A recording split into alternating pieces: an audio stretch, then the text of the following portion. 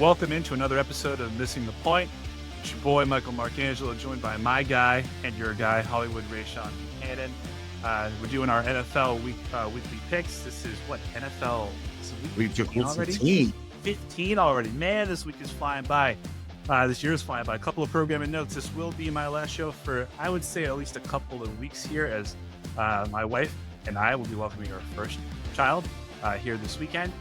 So I know that you guys are all applauding the fact that you won't have to listen to my voice anymore, but have no fear, I will return. So we're going to do our weekly picks. And then earlier this afternoon, Ray and I sat down with MassLive's Karen Gurigian, special friend of the show. So after we go to the picks, we'll actually cut into that interview, and you'll get to hear all of the hot takes from us and from Karen.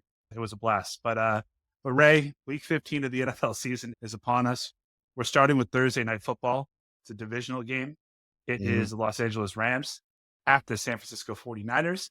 49ers are favored by 2.5 points. I can't imagine why. Who do you got in this game? Right. I think that's a joke. That they're the favorite. Like they have not looked the part in a while. And I get it. I know they've had injuries. They finally have Brock Purdy back, but obviously, McCaffrey has been in the lineup. He's been more out than in. But needless to say, LA's rolling right now, and they're finally healthy at the right time of the season. Puka Nacua is a problem and a man. And obviously Cooper Kupp seems to, return back to not what he was in 2021, but just a savvy vet who can still get the job done. So, LA should get this done, even on the road. I got them. If he's 80% of what he was in 2021 with Nacua there now, like that offense, that should scare the shit out of everybody. Amazing. Right. Facts. So I'm also taking the Rams in this one. Then we have Kansas City at Cleveland. Kansas City is favored by 5. A lot of their games, obviously, have come down to the last play. They have that horseshoe that we had stuck up our ass this year for 20 years, firmly lodged in theirs. I think Kansas City is going to win this game. I like Jameis, but I don't think the Browns are going to do it. What do you think?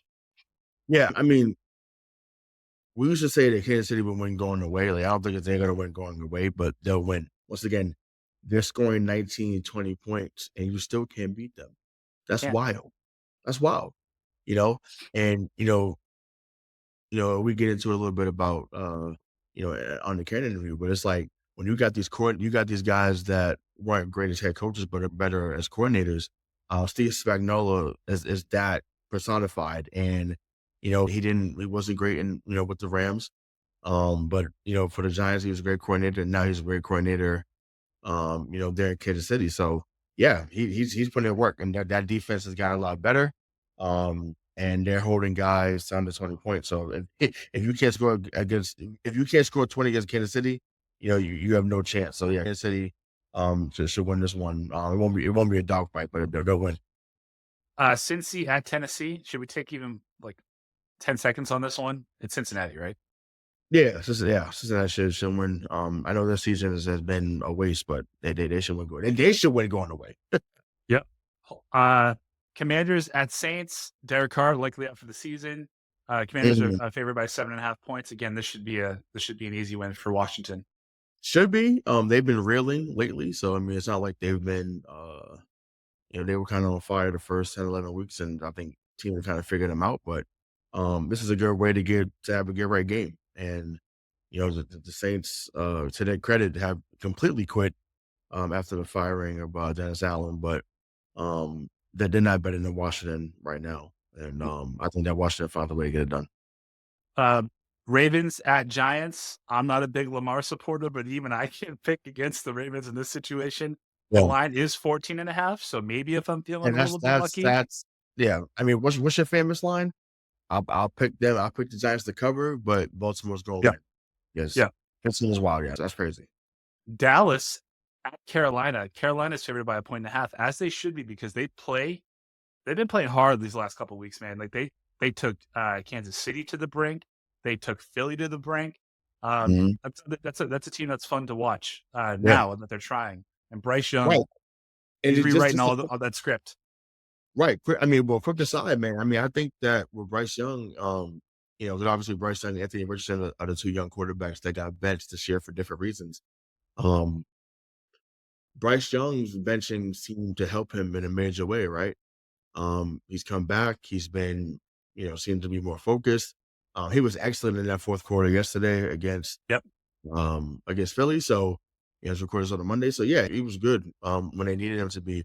Some of the other teammates kind of failed him in the waning moments. But yeah, I'm gonna go with Carolina. I think that they finally get over the hump and get this one done.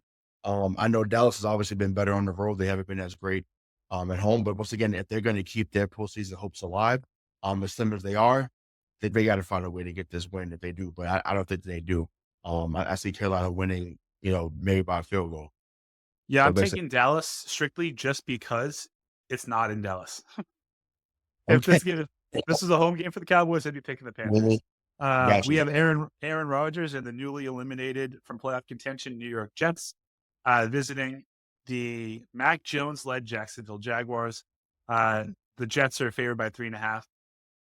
Give me the Jets. I mean, I don't care about this game, and I think actually I want Jacksonville to win, but I do think that the Jets are good enough to beat the Jags.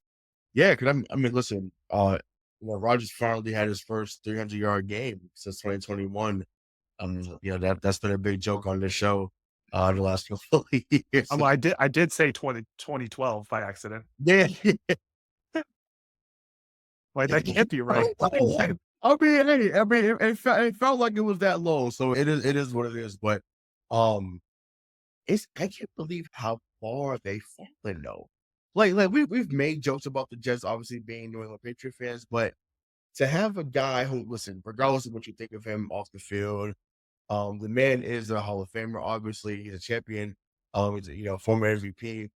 Um, to see him and that team collectively that had so much talent coming into the year and has such high expectations, for them to kind of just take this nosedive, and I'm being friendly by saying this nosedive because it's really been a shit show. Um, I'm going with Jacksonville. I would not sit here Love and pick that. one. I'm right with Phil. I hope Matt goes for 350.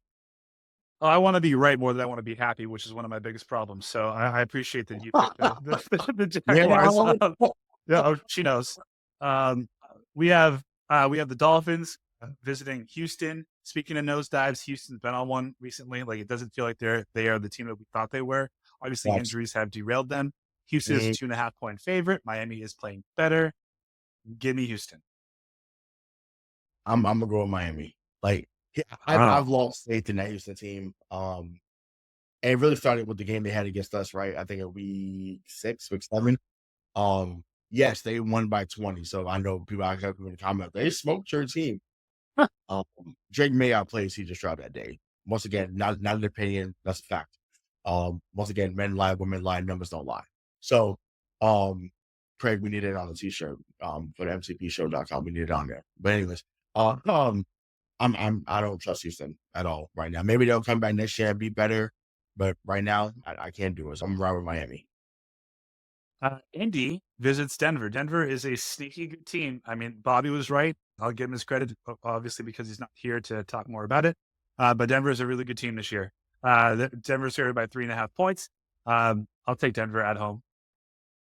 Yeah, same. The fact that they could possibly be 9-5 is like, wow. With Bo Nix. Bo Nix is killing. Once again, he was the maybe 5th guy you thought about in his class. Like, because Williams, Daniels, May, and then it was JJ, right? And then him. So then they went back to back at 11-12. Once again, Bo Nix being 94 years old and killing it is crazy. So, yeah, I'm rocking with the Denver Broncos on that one too. One of these next 2 games should have been flexed to the 8:00 game. So we have Buffalo at Detroit. Yeah, Detroit's favored by 2. They made that should have been a Thanksgiving game. That'd have been dope. Yeah, won't get that played, but I mean, obviously, we don't know coming into the year, but you have an idea. I'm right with Detroit. They're just, I don't know. Probably point and a half. They're basically saying it's to pick them. Detroit's on fire, and I just think to me their offense is incredible. Dan Campbell as a coach should be coach of the year. Like I don't know who else you can even think of being coach of the year. Sean Yeah, Payton, Mike Tomlin. outside chance, yeah. But I'm just like, if they go 15-2, 16-1, like I don't know how he's not that. So that's just my thinking. But yeah, this should be another, Great game. another shootout. Yeah, another great game, another shootout. But yeah, I'm a rock with Detroit. Yeah, give me Detroit too. Just as a side, home team is usually he gets 2.5 to 3 points. This game right Mhm. now is 2 points in favor of Detroit, so it is basically a pick 'em when it's all said and done. Right. This other game, this should also be prime time, like the Monday night game, but it isn't. The Battle of Philadelphia, the Battle of Pennsylvania. We have Pittsburgh visiting the Philadelphia Eagles. This should be a great game. Philly's favored by 5.5. I think that's too high. I think the Mhm. defense of Pittsburgh, I hate the Steelers maybe not just as much as you do. You have an irrational hatred towards them and everyone that supports them. But I do think, their defense is legit. I still do, however, think that Philly's going to win this game. Their offense is too high powered. Their defense is not as good as Pittsburgh, obviously, but it's top 10 in the league. But this should be a fun game to watch. So, but Yeah. give me Philly. So let me give a backstory to why that's the case, right? I mean, I'm not Stephen A. level with the Cowboys when it comes to the Steelers, but You're uh, close. You're like a low budget Stephen A. what's so my favorite non-patriot growing up was Slash. For those who don't know that, his name is Cordell Stewart. Um, I thought he was the man. I thought he was a beast, and I don't like how it ended with Cordell Stewart in Pittsburgh. So from then on, it's always been smoke. I've always wanted to beat them when we play them. I always want them to lose when it mattered because I'm like Cordell Stewart was a guy and he should have been treated better there. In Pittsburgh, in my opinion. Um, because I hate that big band and they respect Charlie Batch more than they do fucking Cordell Stewart. Like that's wild to me. Well, Um, remember so it was Tommy Maddox that Oh yeah, usurped. whatever. Yeah, whatever. Right, exactly. Right, exactly. Forgot about him. But I'm that to me. Let's see, I was a Cordell Stewart guy, but yeah, but I mean, listen, they're playing really good. That can't be denied. My Tomlin is a hell of a coach, hell of a leader. I said to say, that at the link, I'm riding with the Eagles. Fly, Eagles, fly. Okay. Wow, I almost threw up in my mouth there. So your New England Patriots will be traveling to Arizona to play the Cardinals. Cardinals are favored by 6.5 points. I think that this will be a close game. I think less than a touchdown is fair. I think Mm. Arizona's going to win. I think we're going to see a good performance out of Drake May. What do you think? Yeah, I mean, I think this will be Drake's best game so far. Um, but unfortunately, as it's been for most of the games this year, it won't be enough. Um, I'm gonna put a score on it. I'll say Arizona 30, New England 20. Right, so you would take Arizona and the points. Yeah, because our defense can't stop a cold. They can't stop anything. So it's like it's ridiculous. We have Tampa Bay traveling to LA to face the Chargers at 4:25. LA's favored by 3. Jim Harbaugh. Is it Jim or is it John? It's Jim in the LA, right? No, Jim is there. Mm-hmm. Jim. Great job on that team and rebuilding it. I think Tampa, they're fun, but I think Baker's starting to overstay his welcome here. I think we're starting to see the effects of having Baker Mayfield as your quarterback for You two mean to it's 3 not years. fun? It's not fun. It's not fun in the locker room anymore. Yeah, I mean, he wants to Yeah. have fun as opposed to win, right? Like that's so. I guess in that, like, I'm Tom Brady, you're Baker Mayfield. You want to have fun. I want to Yeah. win. You know, Yeah. I mean, once again, and I listen. Let me be clear. I've been a Baker supporter on the show. I thought that he's had a really nice resurgence down there. And once again, context matters. They've had some injuries, to their skill positions, which although I think Baker's a decent quarterback, no quarterback survives losing them with talent, and still be successful. So, but needless to say, like they're not winning on Sunday. It'll be the LA Chargers. yep. Sunday night game is Green Bay at Seattle. Seattle, I mean, Yeah. they've defied me. They're better than I said they were weeks ago, months ago. Mhm. They keep winning. Green Bay's also, that I got a little Jordan Love in my shorts, so I'm gonna take Green Bay picking up the upset, picking up the win here. It's not an upset. Green Bay is favored by 3 points at Seattle. Yeah, I mean, listen, the Seattle loss for us is looking better, right? You know how I feel about that. I'd rather go out to win the fucking game, go win it. But for them to come in there, once again, I think that made us 1-1 at the moment. For them to go 7-4 in that time span since then, it's huge. And I can't once again, it's masterful work that's been done with Geno Smith's career in Seattle. And it's not matter. And I think they have a rookie coach too, right? Or a second-year coach, if I'm not mistaken. Rookie coach, yeah. Pete Carroll's not there anymore. Yeah. So it's like you lose a legend out there, you don't miss a fucking beat. But yeah, listen to the interview. But it's wild to me. But yeah, I'm riding with Seattle. I'm gonna say Seattle at home. I like what the Packers have done. I think that they've had a really good season. Obviously, they are still a team to be reckoned with come playoff time, but I'm gonna ride with Seattle on this one. And we got a doubleheader Monday night, the 16th. We have Chicago going into Minnesota. Sam Bradford coming off. Not Sam Bradford. I always fucking say that. Sam Darnold. Sam Darnold. Sam Darnold coming off a 5 TD performance. For sure. Oh, of course. Minnesota's favored by 6.5. I think that's very generous. It is a divisional game, I know, but I think Minnesota should win this game handily. And hey, DK, bro, I once again, I don't want to pile on because it's not necessary. But this is more so about the Sam Darnold thing. When you have guys that can play that position, it elevates you. And for him, he was 22 or 28, 347, not 1, not 2, not 3, not 4, but 5 of them, 5 tutties. Are you kidding? Justin Jefferson going berserk, Jordan Addison, who should have been here too. Once again, another conversation for the day. I'm like, I don't know. He's out here flexing up people like this. Yeah, it's curtains. Once again, 6.5 is low. I'm sorry. It's because it's a division. They just hung 40. They just hung 40 on Atlanta. And I get it, divisional rival. They'll play a little bit harder. It should. Hardly believe that it's going. It might. I mean, if Chicago has 5 yards or less of offense in the first half again, that it's gonna be ugly. Oh, for sure. I'm saying like they're not better than Minnesota right now. So obviously any given Sunday, but nah. And the final game to wrap week 15 up will be Atlanta traveling to Vegas. The ATL, they're favored by 4.5 points. I think this should be a bounce back game for Kirk Cousins and for the Falcons. On Monday night, all right. On Monday night, which is odd that I'm saying this, but he's been on a hell of a streak during the losing streak. I don't think he's thrown a touchdown in 4 weeks.